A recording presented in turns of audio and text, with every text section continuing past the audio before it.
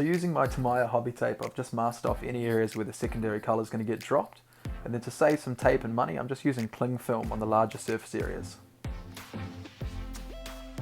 And once that's all dried and we've taken the masking tape off, we can move on to the grime washing stage. For the grime wash, we're going to use black for the gunmetal areas as a contrast colour, a grey wash for the white areas, and then just a white as a backup to highlight if we need to. So starting off, just watering down some grey. I'm just going to spread this over all the white areas on the helmet.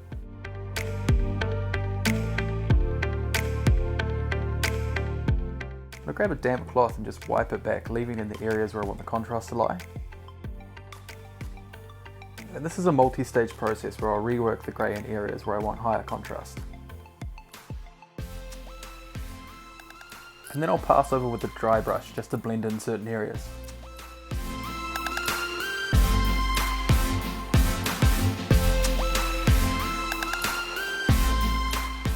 To accentuate certain details, I'll put darker passes of grey on as well.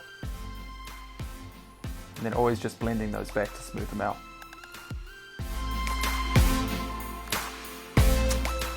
For the gunmetal areas, I'm just doing a flat black. This is also helpful if you want to clean up some areas where the masking tape skipped. And then again, just blending that back with a damp towel, just to reveal the original colour. And then I'll do another pass with a clean cloth, just to clear away areas where I want the original white to show through.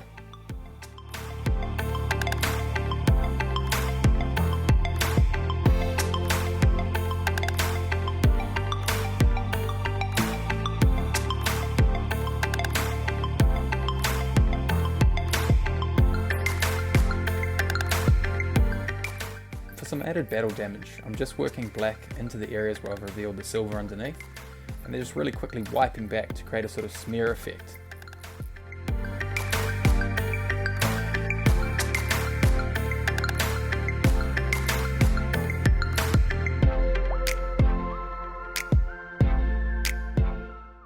Now this weathering method can be used to get a really subtle finish like this, or you can go a little bit higher contrast and get a really grimy finish like on this version. Sweet, thanks for watching guys. Any questions, feel free to ask, and just follow me on @2playercreations on Instagram or /2playercreations on Facebook for more.